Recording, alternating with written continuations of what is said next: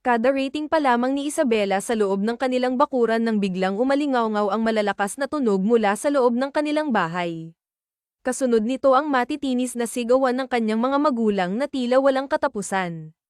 Napabuntong hininga siya, sapagkat tila ba hindi na bago sa kanya ang ganitong eksena.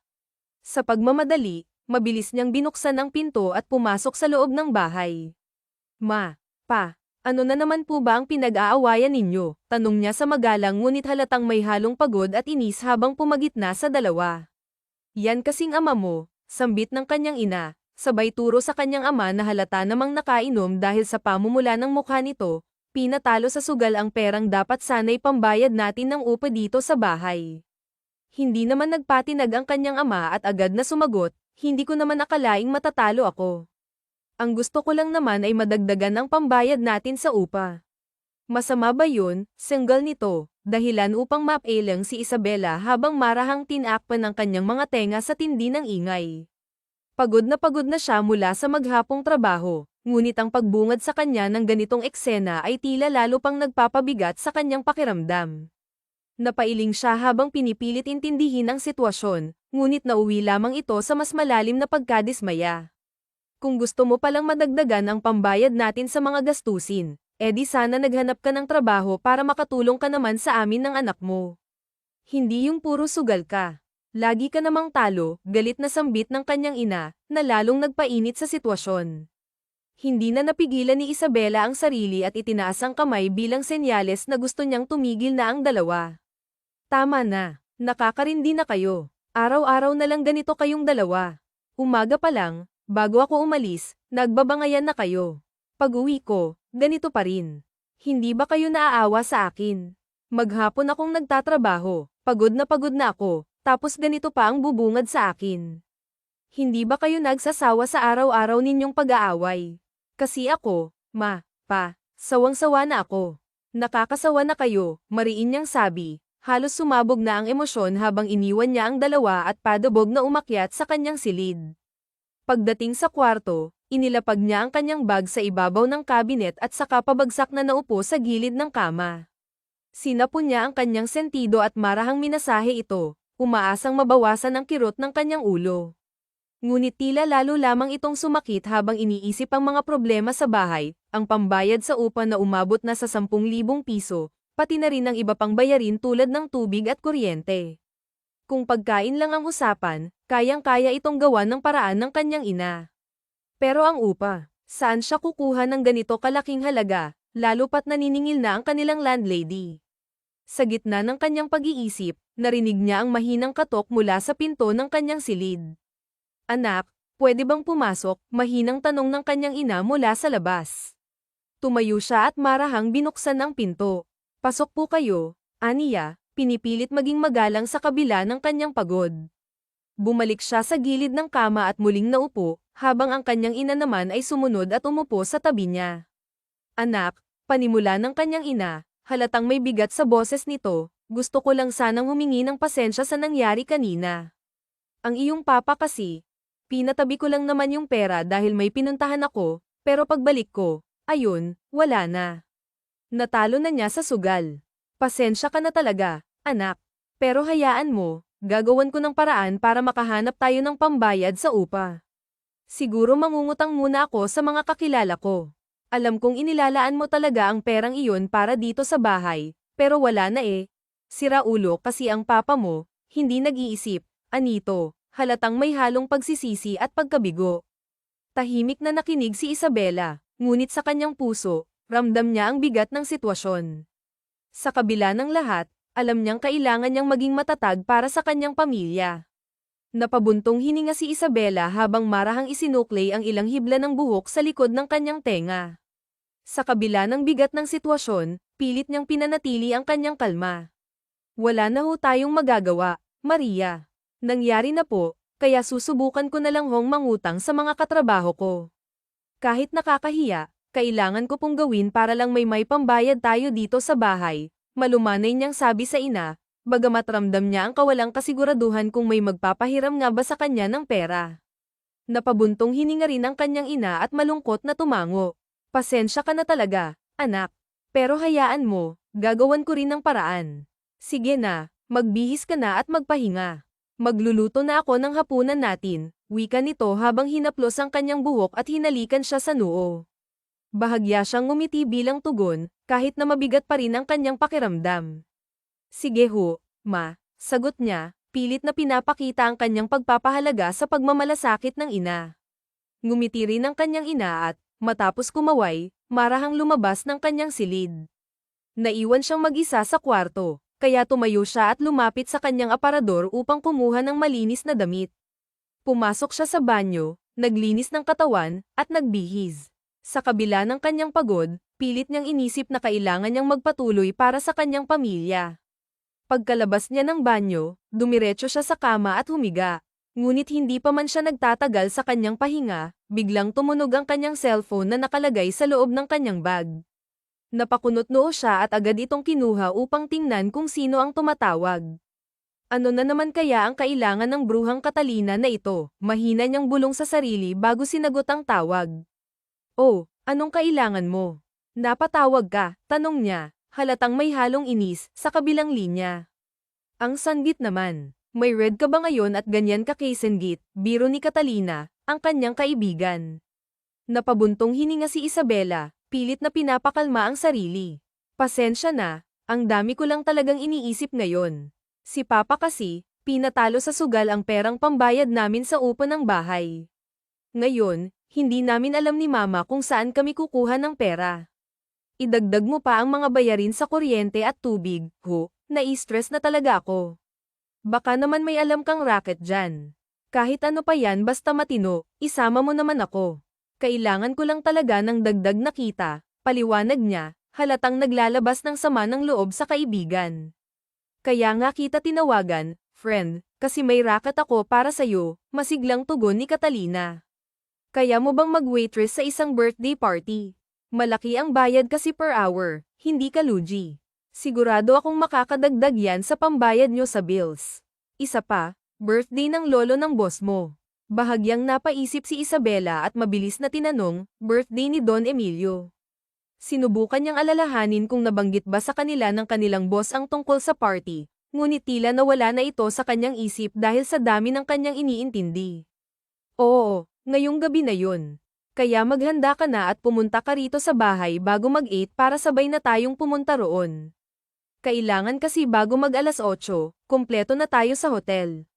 Kung hindi, maghahanap ng iba ang organizer na pwedeng ipalit sa atin bilang mga waitress. Sayang naman ang kikitain natin doon, paliwanag ni Catalina. Tiningnan niya ang orasan sa dingding ng kanyang kwarto. Mag-aalas 6 na pala. Napabuntong hininga siya ngunit mabilis na nagdesisyon. Oh, sige, hintayin mo ako dyan. Maliligo lang ako ng mabilis ha. Huwag mo akong iiwanan, ha? Aniya sa kaibigan bago ibaba ang tawag. Ah, sige. Hihintayin kita dito sa bahay. Kakauwi ko lang din at maliligo rin ako. Magkita na lang tayo dito bago tayo umalis, mahinahong tugon ni Catalina bago tuluyang ibaba ang tawag. Pagkatapos nito, inilapag ni Isabela ang kanyang cellphone sa kama at mabilis na kumilos upang maghanda. Sa kabila ng pagod na nararamdaman, wala siyang magawa kundi tanggapin ang pagkakataong ito. Kung hindi lang niya kailangang kumita ng pera, mas pipiliin niyang magpahinga at itulog na lamang ang lahat ng alalahanin. Pero alam niyang sayang ang kikitain, kaya kahit labag sa kanyang katawan, pinilit niyang magpatuloy. Sa kalagitnaan ng party, abala si Isabela sa pag-aasikaso ng mga bisita. Nasa kamay niya ang isang tray na puno ng mga baso ng alak nang biglang marinig niya ang isang malalim na boses mula sa kanyang likuran. Miss, 1 glass of wine, please, saad ng isang lalaki na agad niyang nilinggan. Nagtagpo ang kanilang mga mata, at laking gulat niya nang makilala ang nagsalita, walang iba kundi si Alejandro, ang apo ng birthday celebrant. Sir Alejandro, kayo po pala, magalang niyang bati, pilit na pinanatili ang propesyonal na tono sa kabila ng pagkabigla. Ano po bang klase ng wine ang gusto nyo? Red wine po ba o white wine? Tanong niya habang maingat na hawak ang tray. Red wine na lang, maikli nitong sagot. Agad niyang kinuha ang isang baso ng red wine mula sa tray at iniabot ito sa binata. Walang pag-aalinlangan itong tinanggap ni Alejandro at diretsong ininom ang laman ng baso sa harapan niya, bagay na ikinagulat niya. Napangiwi si Isabela nang ibalik nito ang baso na wala ng laman. Sir, hinay-hinay lang po sa pag-inom. Mahirap na po kung magkasakit kayo sa atay, paalala niya ng may halong biro, ngunit sa halip na magpasalamat, malamig na tingin lamang ang isinukli nito sa kanya. Kinuha pa nito ang isa pang baso mula sa tray at muling uminom. You know what? Just mind your work, not me. Binabayaran kayo dito para pagsilbihan ang mga bisita, hindi para pakialaman ako sa gusto kong gawin, malamig na saad ni Alejandro na halatang may inis sa boses. Napapikit si Isabela at lihim na napairap, ngunit pinili niyang huwag ng patulan ang sinabi nito. Concern lang naman ako, sir, kaya kita pinakikialaman. Pero kung minamasama niyo, pasensya na po, mahinahon niyang sagot bago tinalikuran ang binata. Ngunit bago pa siya makalayo, naramdaman niya ang mahigpit na hawak nito sa kanyang balikat, dahilan upang mapilitan siyang humarap muli. I need more wine, so don't go away. Sumama ka sa akin, utos nito, at bago pa siya makatutol, hinailan na siya ni Alejandro papunta sa isang sulok ng venue kung saan kakaunti lamang ang tao. Nagulat si Isabela ngunit pinilit niyang manatiling kalmado. Sir, anong gagawin natin dito? Tanong niya, halatang nagtataka, habang mahigpit na hawak ang tray sa kanyang mga kamay. Kailangan ko nang mauutusan na kumuha ng wine kapag naubos ko na ang lahat ng yan, sagot ni Alejandro sabay turo sa 7 baso ng alak na nasa mesa. Napailing na lamang si Isabela at napabuntong hininga. Hi, sir, hindi naman po sa nakikialam ako, pero bakit ba kayo naglalasing? May problema po ba kayo? Pwede niyo pong i-share sa akin. Promise, makikinig ako ng maayos at hindi ko rin ipagsasabi sa iba. Sumpa man, aniya habang pilit na itinaas ang kanyang kanang kamay bilang tanda ng pangako. Ngunit dahil hawak pa rin niya ang tray, hindi niya ito maitaas ng maayos. Napatingin siya sa paligid upang maghanap ng lugar kung saan niya maaaring ailapag ang tray. Mabuti na lamang at may nakita siyang bakanteng mesa. Sir, doon tayo, turo niya sa mesa. Nang alay na po kasi ako, dagdag niya habang maingat na naglakad papunta sa mesa. Ramdam niya ang pagsunod ni Alejandro sa kanyang likuran. Pagdating sa mesa, inilapag niya ang tray at tumingin kay Alejandro. So, ano na po, sir?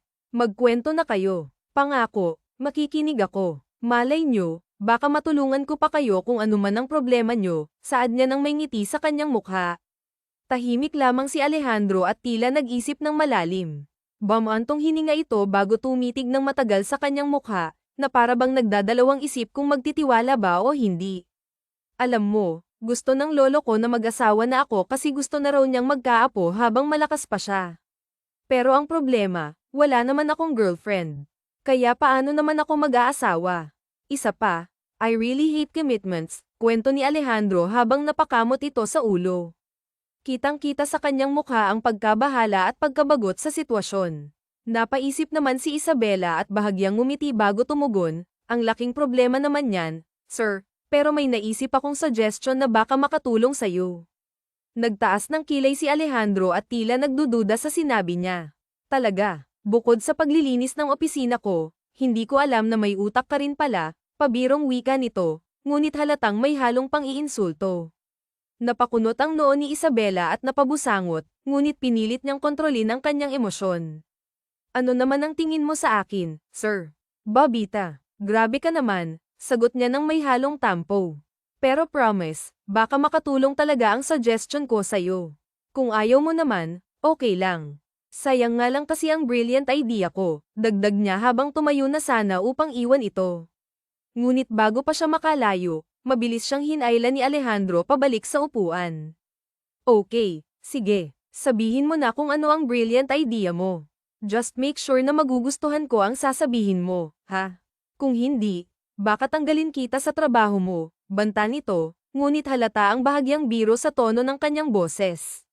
Sinaman siya ng tingin ni Isabela, ngunit sa halip na patulan ang sinabi nito, huminga siya ng malalim at ngumiti. Ang sama mo naman, sir. Pero sige, sasabihin ko pa rin, aniya, pilit na pinanatili ang kalma. Ganito kasi yan. Di ba ayaw mo ng commitment pero gusto ng lolo mo na magkaroon ng apo? Tanong niya bilang panimula, na agad namang sinang-ayunan ni Alejandro. Right, can you tell me kung ano ang iniisip mong solusyon sa problema ko? Balik tanong nito habang nakatingin ng diretso sa kanya. Ngumiti si Isabela ng matamis bago nagpatuloy.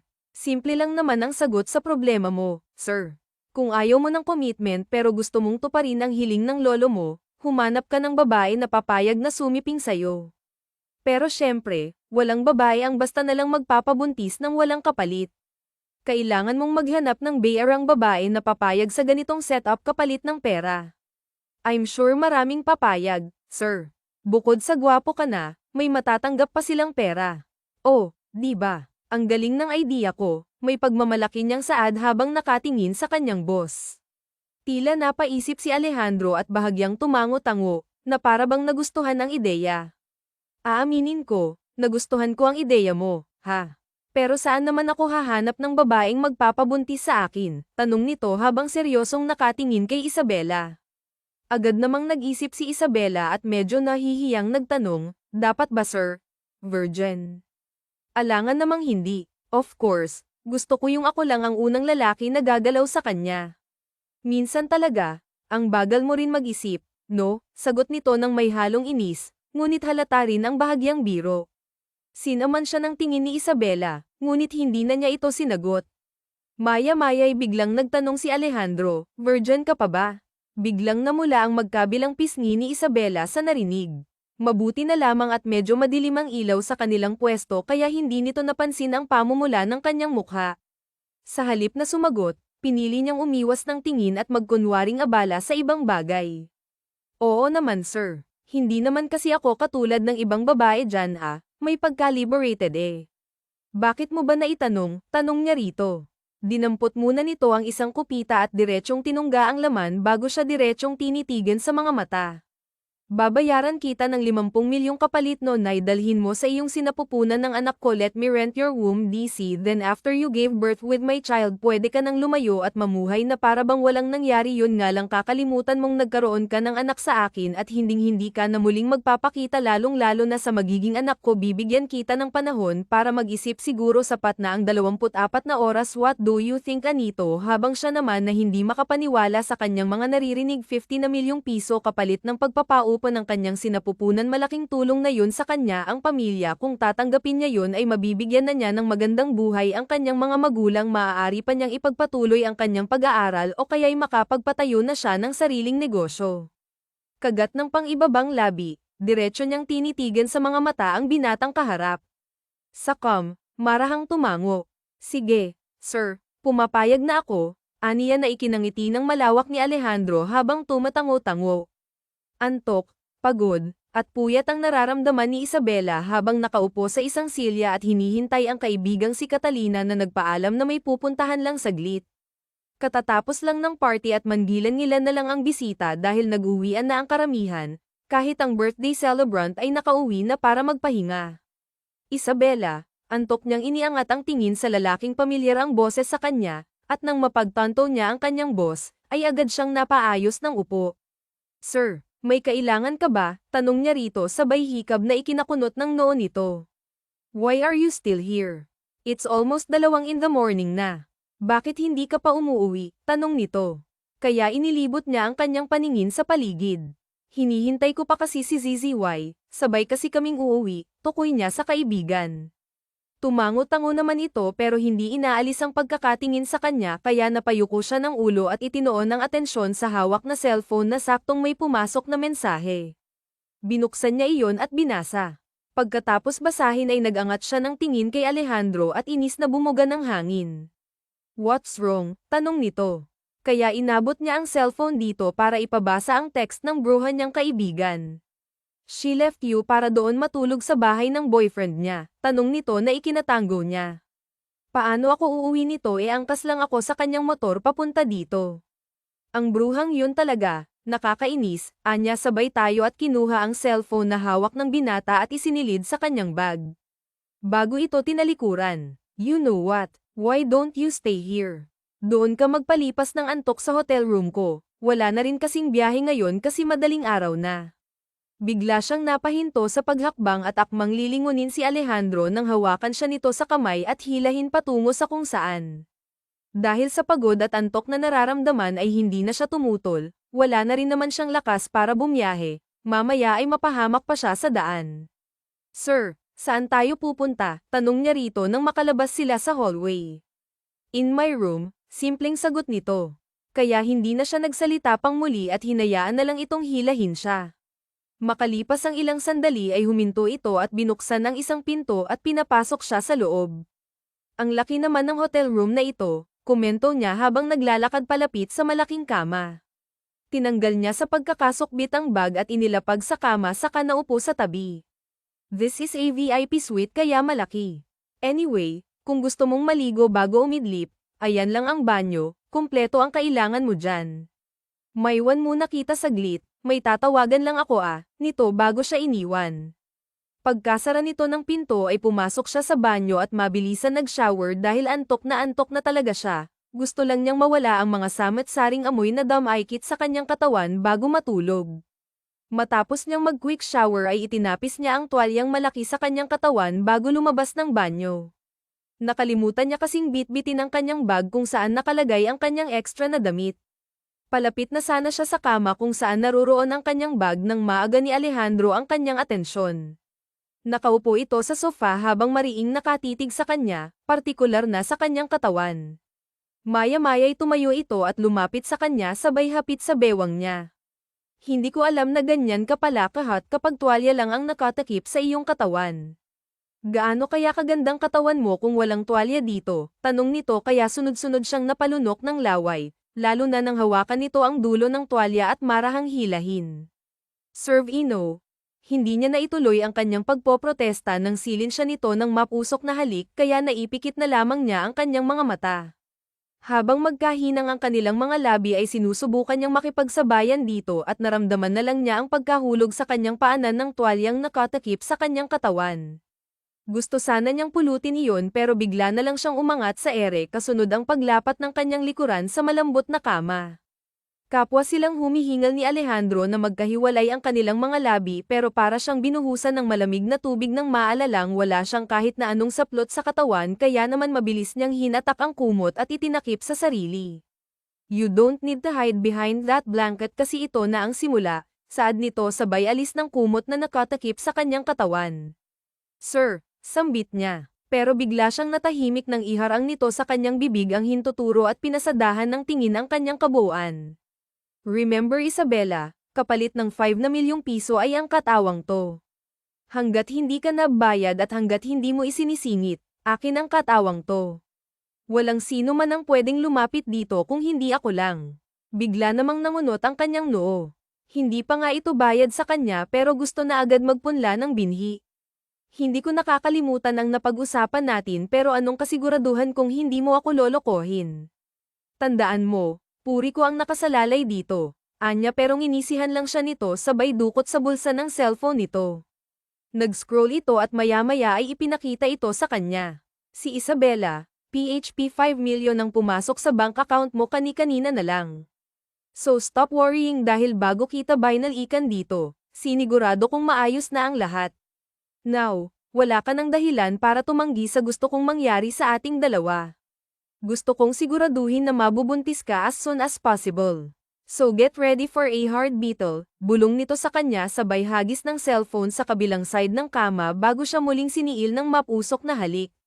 By V-card, anya sa isip. Sunod-sunod na ungol ang kumawala sa bibig ni Isabella habang sinasamba ni Alejandro ang kanyang katawan. Ni hindi niya malaman kung saan babaling dahil sa sensasyong nararamdaman sa ginagawang pagkain ng binata sa kanyang pomelo. Sweetie, I think you're ready. Anito bago pumantay sa kanya at muling papakin ang kanyang labi habang ang kamay naman nito ay abala sa pagmamasahe sa kanyang buong katawan.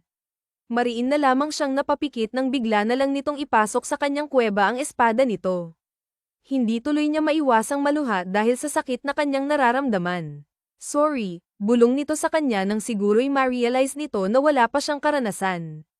Nakakainis ka. Bakit naman binigla mo? Hindi na niya natapos ang kanyang sinasabi nang angkin nito ang labi niya. Maya-maya ay parehas na nilang naramdaman ang kasukdulan ng kanilang pagniniig at sa ikalawang pagkakataon ay muli nitong pinuno ang kanyang sinapupunan. Are you tired? Tanong ni Alejandro kaya sinuwa pa niya ito at marahang tumango. Wala pa akong tulog at pahinga, ang sakit na rin ng pomelo ko, sagot niya na ikinatawa naman ito. Maya-maya ay inihiga siya nito sa tabi nito at kinumutan. Take a rest. Mamaya na lang ulit, saad nito. Kaya napatango na lang siya saka pumikit. Ramdam naman niya ang pagyakap nito sa kanya ng mahigpit saka isiniksik si kamukha sa kanyang leeg. Nakikiliti siya sa pagtama ng hininga nito sa balat niya pero hinahayaan lang niya hanggang sa hindi niya namalayang nakatulog na siya. Nang magising siya ay mataas na ang sikat ng araw at kung hindi siya nagkakamali ay nasa bandang 10:00 na ng umaga. Napansin niyang bukas na ang kurtina sa malaking bintana kaya agad niyang sinulpa ng kanyang tabi sa pag-aakalang iniwan na siya ni Alejandro pero ang binata ay mahimbing ang tulog sa tabi niya habang nakayakap sa kanyang bewang. Sleep more, sweetie, anas nito nang subukan niyang alisin ang braso nitong nakayakap sa kanya. Kailangan ko nang umuwi. Baka nag-aalala sila mama at papa, anya rito. They're not. I asked my secretary to call your mom para sabihin na kasama kita. Halos manlaki naman ang kanyang mga mata sabay bangon pero napabalik siya sa pagkakahiga ng kumirot ang kanyang gitnang bahagi. Munting halakhak naman ang namutawi sa kanyang katabi kaya sinaman niya ito ng tingin. Kung makatawa kasi akala mo'y wala itong ginawang kasalanan. Kasalanan mo to eh. Ang laki-laki ng talong mo, sanggal niya rito. Na-enjoy mo naman ba? Wagas nga ang pagkakaungol mo eh. Let's go back to sleep bago ako maisipang ipack-in sa yung talong kong sinasabi mong walang lasa. Banta nito kaya umayos siya ng higa sa takot nito na totohanin nito ang sinasabi. Mabilis namang ipinulupot ni Alejandro ang braso sa kanya at hinapit siya ng palapit sa katawan nito na hinayaan na lamang niya. Gusto rin naman niyang pakiramdam na yakap ng isang hot na CEO na takot sa commitment. Abala sa pagpirma ng mga mahahalagang dokumento si Alejandro nang biglang bumukas ang pinto ng kanyang opisina at iluwa ang kanyang abuelo kasama ang mga bodyguards nito at ang isang babaeng pamilyar sa kanya. Parang nakita na niya ito somewhere pero hindi lang niya matandaan kung saan. Halo, anong ginagawa niyo rito? Hindi ba dapat nasa mansion kayo at nagpapahinga? Anya habang kunot na kunot ang noo. Ni hindi siya nag-abala pang tumayo upang salubungin ito dahil nakaalalay naman dito ang babaeng kasama nito. Naiinip na ako sa bahay, gusto kong mag-unat-unat ng mga tuhod. At isa pa, sinamahan ko itong si Sofia dito sa opisina mo para personal kayong magkakilala, anito sabay belang sa babaeng kasama nito. Napataas naman ang kanyang kilay sa sinabi ng kanyang abuelo. Mukhang hindi talaga ito si Suko sa pangungumbinsi i-date niya ang babaeng tinatawag nitong Sofia. You know what? Dederechuhin na kita. I'm not interested with her. If ang habol nyo lang naman ay ang magkaroon ng apo, then hindi nyo na kailangan pang mag-alala dahil magkakaroon na kayo soon, one of these days. Ipapakilala ko sa inyo ang magiging ina ng inaasahan nyong apo, but for now will you please stop introducing me to any girl? And to be honest with you, I'm not interested with the girl in front of me, diretsahan niyang saad na ikinapula ng mukha ng babaeng kaharap. Hindi niya mahulaan kung dahil ba naiinis ito sa sinabi niya o dahil napahiya ito pero wala siyang pakialam kung ano man ang dahilan ng pamumula ng mukha nito. Don Emilio, hindi niyo naman ho sinabi na bastos at walang modong apo niyong ito. Sayang gwapo pa naman sana kaya lang masamang ugali, ani Sofia sabay walkout bagay na lihim niyang ipinagdiwang. Bakit mo naman ginawa iyon? Bakit mo ipinahiya si Berna, sanggol ng kanyang lolo pero nagkibit balikat lang siya sabay tayo at iniligpit ang mga dokumentong nasa kanyang table. She's not my type and please tigilan nyo na ang pambubugaw sa akin kung kani-kaninong babae. Sige na, maiwan ko na kayo dahil may pupuntahan pa akong importanteng tao, palam niya rito bago dirdiretsong lumabas ang kanyang opisina. Balak niyang puntahan si Isabela para kamustahin. Pagkatapos kasi nang nangyari sa kanila ilang araw nang nakakaraan ay hindi niya pa ito pinapapasok sa trabaho para makapagpahinga. Isa pa, ang balak niya ay sa bahay na niya ito patitirahin pansamantala. Mas madali kasi silang makakabuo kung magkasama sila sa iisang bahay at lagi niya itong nadidiligan. Kapag kasi nagbuntis na ito at malaman ng kanyang abuelo ay siguradong titigilan na siya ng matanda, ibig sabihin din ay solve na ang kanyang problema. Sana lang talaga mabilis kaming makabuo, bulong niya bago pumasok sa loob ng elevator na kabubukas lamang. Pinindot niya ang buton sa lobby saka umayos ng pwesto sa gilid. Tahimik siyang naghintay na makarating sa lobby pero ang isip niya ay nakay Isabela at sa hinaharap. Natigil lang siya sa pag-iisip nang tumunog ang elevator at bumukas ang pintuan kaya agad siyang lumabas at dirdiretsong naglakad patungo sa kinaroroonan ng kanyang kotse. Paakay na siya ng kanyang sasakyan nang tumunog ang kanyang cellphone kaya kinuha niya yun sa bulsa at tinignan kung sinong nag-message sa kanya. Nang makita ang pangalan ni Isabela ay agad niyang binuksan ang mensahe at binasa. Pagkway kumunat ang kanyang noo at nagmamadaling sumakay ng sasakyan saka pinaharurot patungo sa bahay ng mga ito. Ayon kasi sa mensahe ng dalaga ay pinapapunta siya ng mga magulang nito sa bahay ng mga ito para kausapin. Mukhang nalaman ng mga ito ang tungkol sa nangyari sa kanila ni Isabela dahil hindi naman ganun kalayo sa kumpanya niya ang bahay nito kaya madali lamang siyang nakarating, na hindi pa nga umabot ng 10 minuto ang binyahe niya. Pagkahinto niya ng sasakyan ay agad bumungad sa kanyang dalaga na nakatayo sa labas ng gate at mukhang inaabangan talaga siya. Anong nangyari? Ba't pinapapunta ako rito ng magulang mo? Nagtataka niyang tanong kay Isabela pero nagyuko lamang ito ng ulo at hinawakan siya sa kamay saka hinayla papasok sa loob ng bakuran.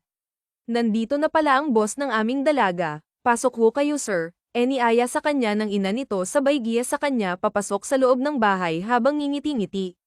Nagtataka naman siyang sumulyap sa dalaga nang nginitian lang siya nang maupo na ito sa tabi niya. Relax lang sir. Makisakay ka na lang sa mga sasabihin ko kung ayaw mong hindi matuloy ang pagtira ko sa bahay mo. Bulong ni Isabela sa kanya habang abala sa paghahandaan kung ano ang mga magulang nito. Bakit? Ano bang dahilan ang sinabi mo sa kanila? Tanong niya rito. Ang sinabi kong hinirmo ako sa isa sa mga mall mo bilang sales lady. Yun nga lang sa malayong probinsya. Tapos yung cash na perang ibinibigay ko sa kanila ay advance na sweldo ko. Di ba ang talino ko? Tapos na agad ang problema. Pwede na akong lumipat sa bahay mo. Bulong nito kaya napabuga na lamang siya ng hangin pero aaminin niyang nagustuhan niya ang kasinungalingang inimbento nito.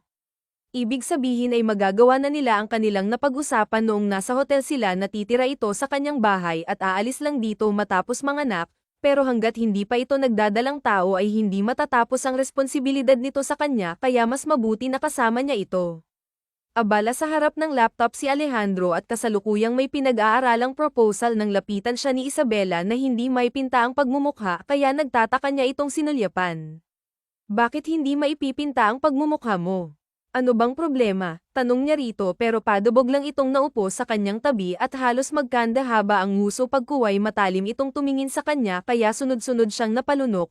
Medyo kinakabahan siya sa uri ng tingin nito at dati naman ay hindi nito ginagawa dahil sa takot sa kanya pero ngayon ay parang nabaliktad na ang sitwasyon, siya na ang natatakot dito dahil sa bigla ang pagbabago ng ugali nito. Hanggang kailan mo ba ako balak ikulong dito sa bahay mo? Buraylagan ni ice cream anito na sinabayan pa ng pagpadyak ng paa kaya bigla siyang napahilamos ng mukha. Bamantong hininga siya at pilit na ikinakalma ayaw niyang sabayan ng pagkatupak ng dalaga. Magdadalawang ban pa lamang silang magkasama sa bahay pero kilala na niya ito. Gusto mo bang may makakita sa'yo na kasama ako at makarating sa mga magulang mo na wala ka naman talaga sa probinsya kung hindi nandito ka lang sa syudad? Saka hindi ba napag-usapan na ang tungkol dito? Kung gusto mo ng ice cream then magpapabili ako sa sekretarya ko. Anya sabay dampat ng cellphone at idinayal ang numero ng kanyang sekretarya. Bilhan mo ako ng iba't ibang flavor ng ice cream tapos ipahatid mo dito sa bahay. Anya rito sabay sulyap sa dalagang katabi na inirapan lang siya sabay pinag-cruise sa mga braso. Is that all, sir? Tanong ng kanyang sekretarya. Yes, pakibilisan lang ha bago pa ako mabuga ng apoy nitong katabi kong dragon, wika niya na ikinatawa naman ang kanyang sekretarya. Hindi naman kaila rito na may kinakasama siyang babae sa bahay nila pero sila lang ang nakakaalam nun dahil sikreto ang pagtira ni Isabela sa poder niya. Sige po sir, good luck, tumatawang wika nito bago nawala sa kabilang linya. Napapailing naman niyang ibinaba ang kanyang cellphone sa center table. Konting tiis lang Isabela parating na ang ice cream mo, bilang niya sa dalaga na hindi pa rin nagbabago ang pagkabusog ng mukha. Tanging tugon lamang ng dalaga bago siya padabog na tinalikuran. Mabilis naman niya itong sinundan hanggang sa makarating sila sa kanyang silid kung saan sila magkatabing natutulog. Ano ba kasing problema mo Isabela? Tanong niya rito nang pabagsak itong mahiga sa kama. Nilapitan niya ito at naupo sa tabi nito sa kama tamang pinagmasdan ng maganda nitong mukha. Wala, naiinip lang ako rito sa bahay, magdadalawang buwan muna kasi akong kinukulong dito. Pakiramdam ko daig ko pa ang isang preso, wika nito kaya bigla naman siyang nakaramdam ng konsensya. Okay I'm sorry I feel that way. Ano bang gusto mong gawin para mapasaya ka? Tanong niya rito. Talaga ba? Gagawin mo ang gusto ko, paniniguro nito kaya alanganin siyang tumango, mukhang napapasubo siya sa sinasabi niya. I think basta ba kaya ko, sagot niya sabay ngiting ng tabingi. Parang hindi ka naman seryoso, malungkot na saad nito bago muling bumalik sa pagkakahiga. Umayos naman siya ng upo sa tabi nito at bahagya itong dinaganan sa kaseryosong tinitigan sa mga mata. Umamin ka nga, buntis ka ba? Kasi hindi ka naman ganyan dati nung lumipat ka rito, masayahin ka't kontento ka lang dito na nandito ka sa bahay at ang sabi mo hindi ka mahilig kumain ng ice cream tapos ngayon gusto mo nun. Ang isa ko pang napapansin sa'yo ngayon ay ang pabago-bago mong mood kaya umamin ka nga at kung hanggang ngayon ay wala pa ring laman ng tiyan mo siguro dapat doblehin kong sipag sa pagpupunla ng binhi. Seryosong saad niya habang unti-unting ibinababa ang strap ng suot nitong bestida. Wala naman siyang nakitang pagtutol sa dalaga kaya ipinagpapatuloy niya ang kanyang ginagawa hanggang sa lumantad sa kanyang mga mata ang mayaman itong dibdib. Marahan niyang pinadaan ang kamay niya roon at pagkuway inilapit niya ang kanyang mukha sa mukha nito. Hindi ka ba tatutol sa balak kong gawin sa'yo? Tanong niya rito. Hindi. Tugon nito sabay kawit ng mga braso sa kanyang leeg at ito na ang kusang humalik sa kanya na agad naman niyang tinugon na puno ng pananabik. Masyado na kasi siyang naadik sa mga labi nito at sa katawan nito kaya kahit laging may nangyayari sa kanila ay hindi siya nagsasawa dito. Wala pa ba talagang lamanta? Tukoy niya sa tiyan nito na masuyo niyang hinahaplos pababa sa leleyan ng suot nitong bestida. Hindi ako sigurado, pero kung gusto mong malaman din bumili ka ng PT para makapagtabi akong gustong puntahan ngayon pilyo niya ang sabi sabay hila pababa ng kanyang huling suot hanggang sa tuluyan na niyang maubad iyon. Ikaw ang masusunod nito na halos bulong na lang ang lumalabas sa bibig nito. Ngumiti siya rito at umayos ng pwesto sa katuloy ang inangkin naman ng dalaga. You know what? I'm really obsessed with your beautiful body, namumungay ang mga matang wika niya habang sunod-sunod ang paglunok ng sariling laway. Talaga ba? Paniniguro nito kaya mabilis siyang tumango bilang pagsagot. Papaano kapag natapos na ang kasunduan natin? Bigla siyang natigilan sa sinabi nito at seryoso ang mukhang tinitigan ng dalaga na asamot-saring emosyon ang makikita sa mga mata yun nga lang ay hindi niya mabasa ang mga iyon, o siguro natatakot lang siyang malaman ang ibig sabihin ng kanyang nakikita. But one thing is for sure malulungkot siya kapag nawala ang dalaga sa buhay niya. Let's not talk about that. Ang gusto ko lang gawin ngayon ay ang kininka and you can stop me. Saad niya rito sabay si Il sa labi nitong laging sabik sa kanyang mga halik. Tahimik na nakatayo si Isabela sa harap ng malaking salamin habang matamang pinagmamasdan ang resulta ng test na kanyang ginawa. 2 lines, sambit niya kasabay ng pagtulo ng masaganang luha sa kanyang magkabilang pisngi. Hindi niya maintindihan kung anong kanyang nararamdaman ng mga sandaling yun, magkahalong lungkot at saya. Masaya siya dahil nagbunga na ang kanilang mga ginagawang pagpupuyat ni Alejandro at lungkot dahil sa isipang pagdating ng araw kapag nailuwal na niya ang sanggol na unti-unti nang pumipintig sa kanyang sinapupunan ay kailangan na niya itong iwan kagaya ng kanilang napag-usapan ang binata, pero iniisip pa lamang niya na malalayo siya sa sariling dugot laman ay para nang unti-unting dinudurog ang puso niya. Daisy, are you there? Mabilis niyang pinunasan ang kanyang mukha nang marinig ang boses ni Venus sa labas ng banyo. Inayos niya ang sarili at saka bumuga ng malakas na hangin. Oo, nandito ako sa loob. May kailangan ka ba? Tanong niya rito. Marahan namang bumukas ang pinto at iniluwa ang binata na agad lumapit sa kanya at mahigpit na yamakap sa bewang niya na nakagawian na nitong gawin habang tumatagal silang magkasama. Gusto ko sanang gayain kang mag-swimming sa pool, ang init kasi. Anito habang hinahalik-halikan siya sa pisngi. Gumiti naman siya habang nakatitig sa kanilang refleksyon sa salamin sa loob ng ilang buwan ay hindi niya maiwasang hindi mahulog ang loob sa binata, may mga katangian kasi itong gustong-gusto niya kagaya ng pagiging kingy at romantic sweet din ito sa kanya, talagang masasabi niyang alagang-alaga siya nito. Pasensya na Alejandro, hindi kasi pwede anya rito sa kamarahan humarap ha. Bakit naman sweetie? Meron ka ba kaya hindi pwede?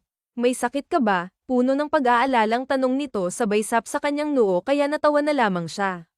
Wala akong sakit. Ano kasi kailangan ko na kasing mag-ingat simula sa araw na, nakangiting wika niya na ikinatango naman ito sa kakumala sa pagkakayakap sa kanya.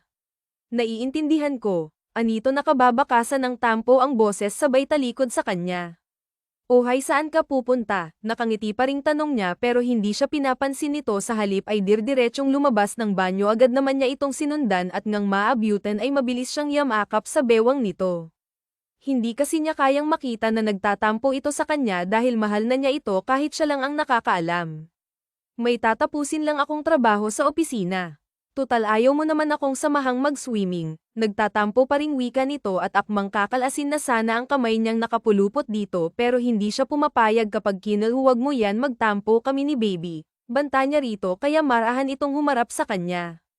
"Baby?" Tanong nito na marahan niyang tinanguan sabay pakita ng pregnancy test na hawak niya.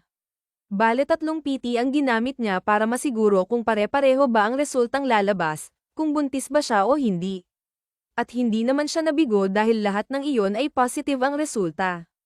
"Magiging daddy ka na," aniya habang ang atensyon naman ni Alejandro ay nasa hawak nitong pregnancy test. Pagkway nagangat ito ng tingin sa kanya at naluluhang siniil siya ng halik na agad naman niyang tinugon. "I can't believe it, magiging daddy na ako.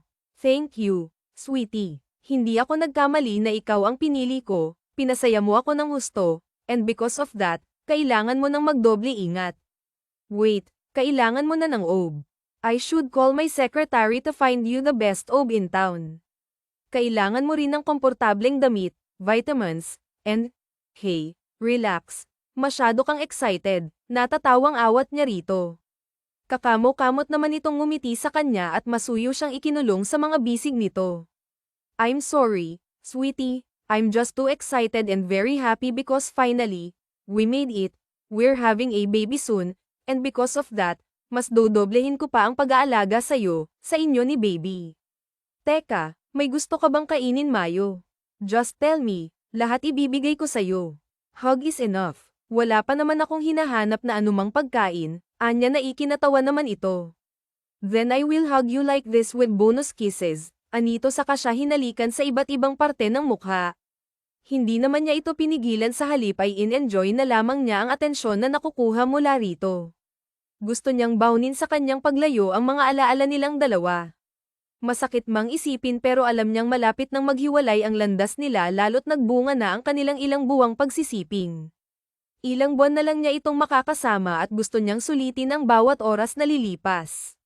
"Oh, sweetie, why are you crying? What happened?" Puno ng pag-aalalang tanong nito kaya napahawak siya sa kanyang pisngi nang maramdaman na basa iyon. "Masaya lang ako na makita kang masaya. Masaya ako dahil nagbunga ang kailigan mong magtanim," biro niya rito sabay tawa ng peke na ikinatawa rin nito. "That's why I'm really thankful to you, sweetie. I owe everything to you. Wait, kailangan mo palang magpa-check up sa ospital habang wala ka pang private OB para malaman na rin natin kung anong mga kailangan at kung maayos ba ang pagbubuntis mo at kung ano na rin ang mga bawal. Kailangan mo rin ng vitamins and of course, gusto kong malaman kung healthy ba si baby." Excited ka na talaga, anya na ikinatango nito ng sunod-sunod. "Excited ka na rin bang mawala ako sa buhay mo?" Dagdag pa niya pero tanging sa kanyang isipan lang. Excited ako, sweetie, kasi titigilan na rin ako ni Lolo sa wakas kapag nalaman niyang magkakaroon na ako ng tagapagmana balang araw. But of course, hindi naman talaga yun ang dahilan. I want to become a father, a good father to be exact, and I want something more," saad nito habang titig na titig sa kanya. "Like what?" Curious niyang tanong pero ngumiti lang ito at bahagyang pinisil ang kanyang ilong saka siya pinahilot. "Feel your warmth. Gusto kong marinig mo ang tibok ng puso ko," wika nito. Naguguluhan man ay nahimik na lang siya at gumanti ng mahigpit na yakap. "Prito, sana marinig mo rin ang tibok ng puso ko na tanging pangalan mo lang ang isinisigaw," anya niya sa kanyang isipan. Katatapos lamang ng first check-up ni Isabela at ayon sa doktor na tumingin sa kanya ay okay naman daw ang ipinagbubuntis niya, healthy at maayos ang kapit, pero banilinan pa rin siyang magbawas ng anumang mabibigat na gawain at laging mag-iingat. Binigyan rin siya nito ng mga vitamins na kailangan niyang inumin araw-araw para daw mas lalong maging healthy sila ng kanyang baby. Pero kahit hindi siya nito paalalahanan ay gagawin niyang lahat para sa baby nila ni Alejandro. "Sweetie, what do you want to eat?" rinig niyang tanong ni Alejandro na kasalukuyang nasa kitchen at nagluluto ng kung ano. Simula kasi nang malaman nitong buntis siya ay hindi na ito umaalis ng bahay at ipinapadala na lang sa sekretarya ang mga kailangang pirmahan. Ayaw kasi siya nitong iwan kahit nasasabihin niyang okay lang siya at kaya niyang sarili pero muntik lang silang mag-away ng dahil doon kaya hindi na niya ulit ito sinubukang kulitin ito para pumasok sa opisina.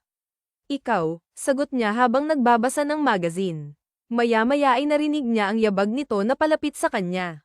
Talaga sweetie, ako ang gusto mong kainin, yung tanong nito, mukhang mali ang pagkakaunawa nito sa sinabi niya. Sweetie, ang ibig kong sabihin ikaw na bahala. Ikaw talaga, kung ano-anong pumapasok na kalokohan sa isip mo, puro kay tanim, anya na hindi inaalis ang tingin sa binabasa. Maya-maya'y biglang nawala ang hawak niyang magazine kaya kunot ang noong tining-ala niya si Alejandro. So ito pala ang pinagkakaabalahan mo ha? Mas gwapo naman ako rito sa lalaking to ah. Bakit mo pa pinag-iinteresan ng Amerikanong hello na ito? Busangat ang mukhang tanong nito sabay balik sa kanya ng magazine na binabasa. Masama bang magbasa ako para magpalipas ng oras? Saka hindi naman yung modelong tinitignan ko, binabasa ko lang yung mga nakasulat. Tsaka tulad ng sinabi mo, gwapo ka, maganda ang katawan at magaling sa kama, masarap magluto, maalaga, sweet at mahilig kaya bakit pa ako magkaka-interes sa iba? Tsaka sa itsura kong to sa palagay mo ba papatulan ako ng isang sikat na modelo? Hala, tama ka naman. Saka paano ka naman pag-iinteresan ng lalaki yan? Ilang buwan na lang malaki ng tiyan mo. And that beauty is only for me. So tell me what do you want to eat para mailuto ko na nito. Kaya napangiti na lamang siya at agad nag-isip ng gusto niyang ipaluto rito. Sisigat na sana siya nang tumunog ang doorbell kaya natarante siya at hindi malaman kung anong gagawin. Sweetie aakyat na ako sa silid natin ha, mukhang no sweetie just stay here and relax. Okay, pagbubuksan ko lang bisita natin. Huwag kang aalis dyan Bill nito bago siya iniwan. Kinakabahan man ay umayos siya ng upo at hinihintay na bumalik si Alejandro na hindi rin naman nagtagal kasama ang isang matanda at isang nurse. Tumayo siya at nagbigay galang sa matanda nang makalapit ang mga ito sa kinaroroonan niya. So she's the girl you're talking about. She's beautiful and she looks smart. Hello Iya. How are you? Nakangiting bati sa kanya ng lolo ni Alejandro kaya napakurap siya at wala sa sariling napasulyap kay Alejandro. Hello po Don Emilio, mabuti naman po ako. Kayo po kamusta? I'm good. I heard magkakaroon na ako ng apo, is that true? So how's your pregnancy? Inaalagaan ka ba ng maayos nung apo ko? Tanong nito. Kaya mabilis siyang tumango, sobrang po Don Emilio, hanggat maaari nga ayaw niya akong pagawin ng kahit na ano. Parang prince nga pong turing niya sa akin, sagot niya rito na mas ikinalaki nito. That's great, tumatango sabi nito bago naupo sa kaharap nilang sofa. Sweetie, ikaw na munang bahala kay lolo, maghahanda lang ako ng merienda, ani Alejandro na tinanguan naman niya. Mukhang magkasundo kayo ng apo ko ah. Umamin ka nga Iya, mahal mo ang apo ko ano, nagulat man sa tanong ng matanda ay pinilit niyang hindi ipahalatari ito. Mukhang may ideya kasi ito kung sino at ano siya sa buhay ni Alejandro dahil parang nasabi na ng binata sa lolo nito ang tungkol sa kanya. Hindi ko itatanggi na kay Alejandro na ang lahat ng gusto ng isang babae pero hindi naman niya po ako mahal. Nagkataon lang na nangangailangan ako kaya dinadala ko ang anak ni Alejandro ngayon. Ayaw niya ng commitment kaya hindi ko naman po ipipilit ang sarili ko sa kanya. Ang isa pa, usapan namin ay lalayo na ako pagkatapos kong mga anak kaya kayo na pong bahala sa mag-ama ko pagdating ng araw. Alam ko naman pong alam nyo ang lahat ng tungkol sa amin ni Alejandro kaya alam ko rin na hindi nyo sila pababayaan, malungkot na wika niya sa matanda. Don't worry Iya, ako nang bahala sa mag-ama mo, anang doon sa kanya. Mukha namang seryosong pinag-uusapan niyong dalawa, nakangiting wika ni Alejandro nang bumalik ito sa salas bitbit ang tray ng merienda. Inilapag ni nito iyon sa center table at naupo sa tabi niya. May napagkwentuhan lang kami ng lolo mo. Mukhang masarap ang carbonara na niluto mo ah, pag-iiba niya ng usapan. Naiiling naman na samandal sa kinauupuan nitong Don na parang hindi nagugustuhan ang kanyang ginawa. Yup, masarap yan. Tikman mo. Anito na ay pinaglagaan platito saka ibinigay sa kanya. Kinuha naman niya iyon na tinikman sabay thumbs up para sabihin kay Alejandro na nagugustuhan niya ang luto nito. Ang dungis mo namang kumain, natatawang komento nito sa pinunasan ng hinlalaki ang gilid ng kanyang labi. Ngumiti naman siya ng matamis dito at saka ipinagpatuloy ang pagkain. 9 months later, Pagkatapos ng 9 na buwan ay nagluwal ng 2 malulusog na sanggol si Isabela, isang batang babae at isang batang lalaki. Ang babae ay pinangalanan ni Alejandro na Lucia na kuha sa pangalan ni Isabela at ang lalaki naman ay pinangalanan niyang Mateo kasunod ng kanyang pangalan.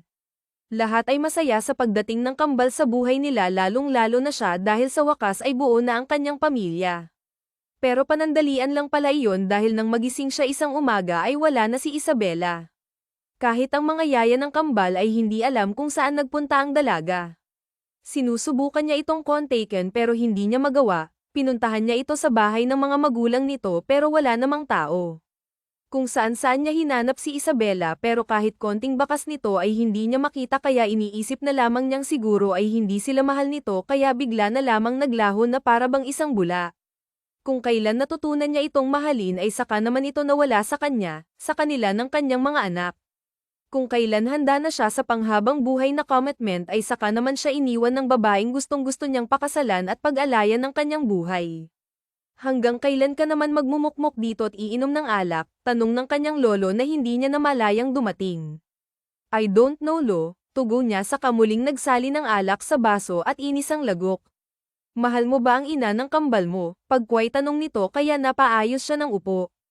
More than myself lo, we need her. But I can't find her. Where is she hiding? Hindi ko na alam kung saan ako maghahanap kay Isabela. It's a freaking 1 week since she left lo, anya at inis na isinuklay ang mga daliri sa kanyang buhok. Then where is your plan? Susuko ka na ba sa paghahanap sa kanya? Hahayaan mo na lang bang tuluyang mawala ang ina ng iyong mga anak? Hahayaan mo bang mawala ang babaeng lihim na nagmamahal sa iyo sa loob ng matagal na panahon? If yes then forget about her at ang intindihin mo ay ang mga anak mo. Bahagya siyang napaangat ng tingin sa kanyang abuelo. Lo may gusto ulit siyang marinig ano nga ulit yung sinasabi mo lo mahal ako ni Isabela. Paano niyo nasabi na mahal niya ako? Bakit hindi niya sinasabi sa akin? Bakit naman niya kami iniwan ng mga anak ko? Hindi makapaniwala ang tanong niya rito. Natatakot siyang baka hindi mo siya mahalin na baka ipagtabuyan mo siya kapag sinabi niya sa'yo. Isa pa sinabi mo sa kanya na ayaw mo sa commitment kaya ano pa bang aasahan mo? Saka na pagkasunduan niyong lalayo na siya pagkatapos niyang manganak. Sumunod naman siya sa usapan at sa kasalanan mo kung masyado kang manhayhead. Pero kung mahal mo talaga siya then do everything to find her. Kung gusto mo may paraan kapag ayaw mo naman maraming dahilan. I'm sure nandito lang si Isabela sa malapit, anang kanyang lolo kaya bigla siyang napatayo. O saan ka pupunta? Tanong ng kanyang abuelo nang akmang iiwan niya ito. Hahanapin ko ang future wife ko. We need her and I can't imagine my life without her. Kailangan namin siya ng aming mga anak, kailangan ko siya, anya na ikinangiti naman ito. You don't need to waste your time actually, I know where she is right now. Puntahan mo ang anak mo at igayat dahil pupuntahan natin si Isabela, let's surprise her. Alam kong matutuwa yun kapag nakita ka lalo na ang kambal, utos sa kanya ng lolo. Alam nyo kung nasan siya tinatagong nyo sa akin si Isabela, hindi makapaniwala ang tanong niya rito pero nagkibit lamang ito sa kanya ng balikat. Gusto ko lang malaman kung anong totoo mong nararamdaman para sa kanya kaya ginawa ko yun. Isa pa I like her for you at alam kong hindi ka aamin sa totoo mong nararamdaman hanggat nasa tabi mo siya now get the twins para makaalis na tayo bago pa dumilim. Wala na siyang nagawa kung hindi sundin ang kanyang abuelo ayaw na rin niyang hamaba pa ng hamaba ang usapan dahil ang tanging gusto niya ay makita si Isabela, may akap, mahalikan at maipadama kung gaano niya ito kamahal. Yaya pakiisa niyo ang kambal aalis tayo, utos niya sa mga tagapag-alaga ng kambal. Pagpasok niya sa nursery agad namang kumilos ang dalawang yaya habang siya ay inaayos ang gamit ng kambal. Pagkatapos niyang masiguro na kumpleto na ang mga kailangan ng mga ito ay pumunta naman siya sa kanilang sulid ni Isabela at kumuha ng ilang piraso ng damit at inilagay sa isang bag bago binalikan ng mga anak. Let's go, anya sa dalawang yaya na karga-karga na ang kambal. Sir pupuntahan po ba natin si Ma'am Isabela? Tanong ng isa sa mga yaya habang pababa sila ng hagdanan. Yes, sagot niya sabay ngiti. O ingat sa pagbaba alalahanin niyong may karga kayong mga sanggol. Paalala ng kanyang lolo sa dalawang yaya. Let's go lolo I can't wait to see my love, masayang turan niya sabay alalay sa kanyang abuelo palabas ng bahay hanggang sa makarating sila sa kanilang sasakyan. Ingat sa pagsakay, Wika niya sa dalawang yaya habang inaalalayan ang mga ito di binang mauntog ang mga ito. Huwag lang ang kanyang mga anak tiyak na sermon ang aabutin niya kay Isabela kapag nagkataon. Lo sumakay na rin ho kayo ikakandado ko lang ang bahay. Anya sa kanyang lolo matapos itong pagbuksan ng pinto ng sasakyan bago bumalik sa bahay at inilak ang pinto nang masiguro niyang maayos ang pagkakasara ng pinto ay dumiretso siya sa gate at binuksan yun bago sumakay ng sasakyan. Pinaandar niya yun at nagmaneho palabas sa kamuling bumaba para aisar yun bigla tuloy siyang nainis dahil ang laking abala sa kanya ang pagsakay at pagbaba. Papalitan mo na nga yung gate mong dear mo para hindi ka naabala sus ng kanyang lolo, bagay na gagawin niya as soon as possible. I will lo pero saan natin pupuntahan si Isabela? Tanong niya habang inaayos ang kanyang seatbelt nang matapos ay pinaandar na niya ang sasakyan. Sa farm tayo dumiretso naroroon si Isabela. Anang kanyang lolo na ikinagulat niya. Nasa farm lang si Isabela, hindi makapaniwala ang tanong niya sa kanyang lolo na tinanguan lang nito sabay ngiti kaya kumunat ang kanyang noo. Gusto niyang mainis sa kanyang abuelo pero kinakalimutan na lang niya. Bamantong hininga siya at naiiling na nagpatuloy sa pagmamaneho at least alam na niyang nasa malapit lang pala ang babaeng mahal niya. Nasa kalagitnaan ng mahimbing na pagtulog si Isabela nang maalimpungatan siya dahil sa kung anong malambot na bagay ang dumadampi sa kanyang labi. Sweetie wake up, bulong sa kanya ng pamilyar na boses kaya marahan siyang nagmulat ng mga mata halos mapabalik pases pa nang makita ang mukha ng binata. Alejandro, patanong na sambit niya sa pangalan ng lalaking mahal niya pagkuway tinapak-tapik niya ang kanyang pisngi sa pag-aakalang nananaginip lang siya. Sweetie stop it you're not dreaming namumula ang mukha mo, pag-awat nito sa kanya nang akmang kukurutin naman niya ang kanyang pisngi. Totoo ka hindi ka pa nag-inip, tanong niya rito na mabilis naman itong tinanguan. I'm real sweet Tay and I miss alam mo bang ang tagal na kitang hinahanap tapos tinatago ka lang pala ni Lolo dito sa farm. Bakit ba kasi umalis ka sa bahay? Bakit mo kami iniwan ng mga anak natin? Tanong nito kaya mabilis siyang bumangon at naiiyak na sinapo ang mukha ni Alejandro. Kasi yun ang tama kasi yun ang napagkasundoan natin. Ayoko naman talagang iwan kayo ng mga anak natin kasi mahal na mahal ko kayo pero ayoko namang hintayin na paalisin mo ako sa bahay kaya kahit masakit kusa na akong umalis. Pero pagdating ko sa bahay ay pinuntahan naman ako ni Lolo Lucianaldo at sinabihan na dito muna kami nila Papa at Mama sa farm. Alam mo ba walang oras na hindi ko kayo iniisip nila Luciana at Bien gustong gusto ko nang ang bumalik sa bahay mo kaso natatakot naman ako teka nga ano nga palang ginagawa mo rito sino nag-aalaga sa kambal, tanong niya rito at nang akmang sasagot na sana ito bigla namang bumukas ang pinto ng kanyang silid at iniluwa ang kanyang ina na karga ang isa sa kambal. Anak ang ganda-ganda naman ng apo ko manang-mana kay Lola, anito habang papalapit sa kanila ni Alejandro. Matapos niyang bumalik sa bahay nila ay ikinwento niya ang lahat sa ina noong una ay nagalit ito pero kalaunan ay naintindihan rin ito kung bakit niya nagawa ang magpabuntis at manganak kapalit ng malaking halaga. Mapwede bang pahiram na miss kong prinsesa kong yan anya sa ina na agad namang iniabot sa kanya ang apo. Ang kambal lang bang na mismo paano naman ako, nagtatampong wika ni Alejandro kaya sinuwa pa niya ito. Siyempre naman miss na miss din kita at saka love din kita, nakangiting saad niya bago binalingan ng anak. Miss na miss din kita sweetie and I love you more, bulong ni Alejandro sa kanya kaya mas lalo siyang napangiti. Anak ay breastfeed mo kaya ang apo ko tignan mo o parang may gustong abutin sayo, anang kanyang ina kaya kagatang labing sumulyap siya sa katabing binata. Huwag ka nang mahiya sa akin sige na sweetie mukhang gutom na ang anak natin an Alejandro kaya sining tabi niya ang hiya at pinadidi ang anak. Anak nag-iiyak na rin si Baby Mateo mukhang nagugutom na rin, anang kanyang ama na karga ang apo. Lumapit ito sa kanila at ibinigay kay Alejandro na napapakamot naman siya sa noo dahil hindi niya alam kung papaano mag-breastfeed ng dalawang sanggol. Kukunin kang feeding bottle ni Baby Mateo para maked na rin presinta ng kanyang ina na mabilis lumabas ng silid kasama ang kanyang ama. Sweetie hindi mo pa sinasagot ang tanong ko bakit nga kayo sumunod dito sa farm, tanong niya kay Alejandro na inihihelay ang anak. Kasi sweetie sinusundo ka na namin ang mga anak natin at saka gusto kong buuin ang pamilya natin. Gusto kitang makasama hanggang sa pagtanda. Gusto kong sabay nating masaksihan ang paglaki ng mga bata. Mahal na mahal kita Isabela and about dun sa sinabi ko dati na ayoko ng commitment kalimutan mo na yun basta ang gusto kong makasama kita hanggang sa huli, sabi nito. Mahal na mahal din kita Alejandro kayo ng mga anak natin, Anya sabay sulyap sa anak na nakatulog na sa kanyang kondongan marahan niya itong inilapag sa kama at saka kinuha si Mateo kay Alejandro upang i-breastfeed. Dati ako lang ang bine best friend na upo sa tabi niya kapag tulog na sila baby ako naman ha, pil yung wika nito sabay halik sa labi niya.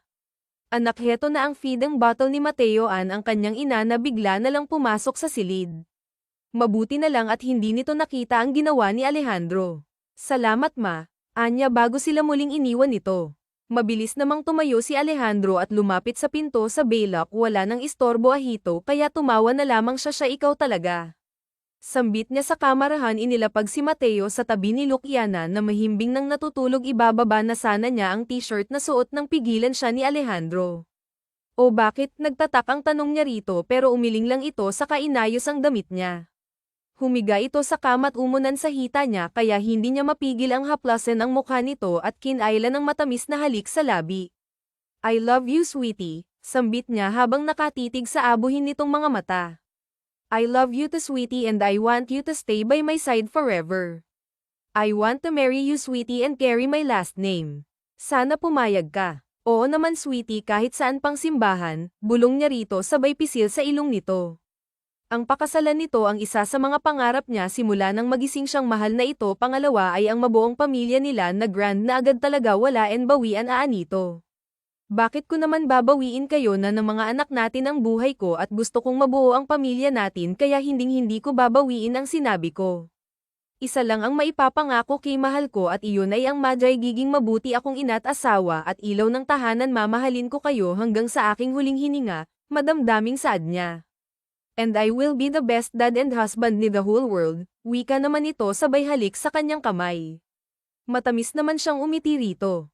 Now masasabi niyang abot langit na ang kanyang kasiyahan kasama ang kanyang mag-aama happy and complete family na silang matatawag kahit na nagsimula ang lahat sa pag-upa ni Alejandro sa kanyang sinapupunan.